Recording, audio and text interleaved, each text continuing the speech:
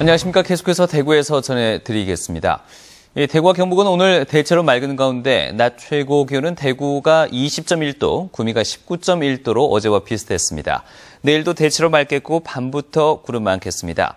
내일 아침 최저 기온은 대구 9도 등 0도에서 9도로 오늘보다 3도가량 낮겠고 낮 기온은 대구 21도 등 18도에서 21도로 오늘과 비슷하겠습니다.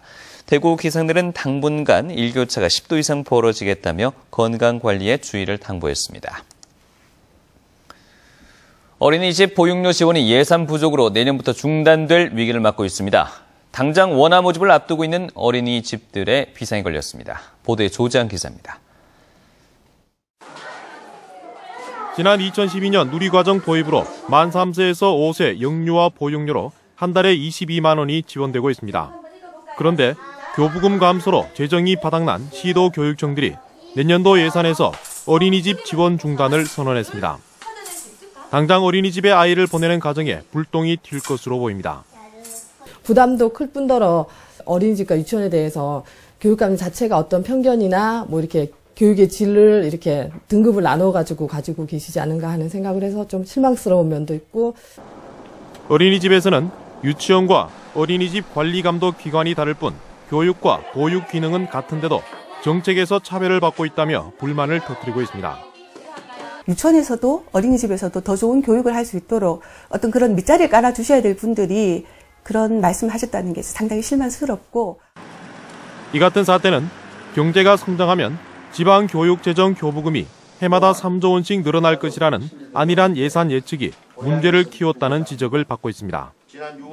이건 시도교육청에 떠넘길 게 아니라 정부가 중앙정부의 예산으로 누리과정을 편성해서 시도교육청이 재정 압박을 받지 않으면서 누리과정도 시행될 수 있도록 이렇게 해야 됩니다. 부실한 예산 편성과 오락가락한 정책으로 영유아 보육과 교육 정책에 혼란이 빚어지고 있습니다. MBC 뉴스 조재환입니다. 제7대 대구시의회에 출범 후 첫 시정 질문에서 창조경제타운 활성화와 관련한 최광교 의원의 질문에 권영진 대구시장은 중앙법령 개정 없이도 대구시 차원에서 기업이 당장 규제 개혁을 체감할 수 있도록 규제 개선 방안에 집중 노력하겠다고 답했습니다.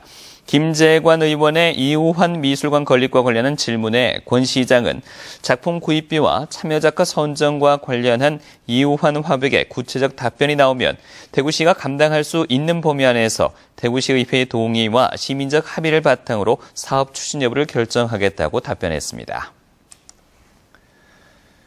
국회 안전행정위 정용기 의원의 국감자료에 따르면 지난 2011년부터 올해 6월까지 경상북도 직원이 개인정보 오남용으로 징계를 받은 것은 16건으로 전국 지자체 가운데 서울, 경기 다음으로 많았습니다. 이 개인정보법 위반 사례는 민원인이 올린 개인정보를 다른 사람에게 팩스로 보내거나 부탁을 받고 개인정보를 넘긴 경우도 있었습니다. 한편 같은 기간 대구시에서는 개인정보 오남용 징계가 8건이었습니다. 통합진보당 대구시당은 오늘 성명을 내고 주한미군기지 캠프워커가 부대 서편에 헬리콥터 이착륙장을 신설하려 해 인근 대명동 주민들의 불편이 우려될 뿐만 아니라 중학교와 15층 규모 아파트의 신축 계획을 협의 없이 진행하고 있다고 비난했습니다. 또 하루빨리 미군 부대를 되돌려 받으려는 주민들의 수건이 물거품 될 수 있다면서 대구시와 당국이 적극적으로 대처하라고 강조했습니다. 근로기준법 개정안이 발의된 가운데 민주노총은 새누리당 대구시당 앞에서 근로기준법 개학 규탄 기자회견을 갖고 개정안이 추가 연장 근로 8시간 허용과 휴일 근로수당 50% 가산 지급 삭제 등의 조항으로 노동 여건이 많이 악화될 것이라고 지적했습니다. 또한 통상임금 범위 축소 규정 탓에 실제 임금은 줄어들 수밖에 없다며 통상적으로 정해진 근로시간에 일하면 받는 임금을 모두 통상임금으로 정해야 한다고 주장했습니다. 새누리당 이완영 의원의 국토교통부 국감자료에 따르면 지난 6월을 기준으로 전국 그린벨트 해제율이 평균 28.35%인데 비해 경북은 2.33%, 충남 2.34% 등으로 매우 낮았습니다. 또 또 지난 2001년부터 올해까지 개발제한구역 내 주민을 위한 지원 사업 자금도 경기도에는 1,678억 원이 배정됐지만 대구는 514억, 경북은 458억 원에 그쳤다며 그린벨트 완화 정책을 대도시와 농촌 지역을 구분해 추진할 것을 촉구했습니다. 대구지방경찰청 수사관은 인터넷을 이용해서 속칭 대포 차량을 전국에 판매한 혐의로 34살 장모 씨 등 8명을 구속하고 47살 김모 씨 등 31명을 같은 혐의로 불구속 입건했습니다. 장 씨 등은 2008년 3월부터 최근까지 수도권에서 파산한 법인 소유의 차량과 사채 담보 차량 등을 사들인 뒤 인터넷 중개 사이트를 통해서 다시 파는 수법으로 대포차 3,640대, 시가 300억 원어치를 판매한 혐의를 받고 있습니다.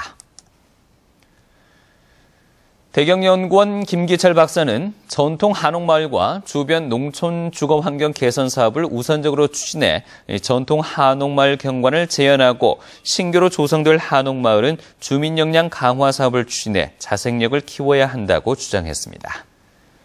지금까지 대구였습니다. 고맙습니다.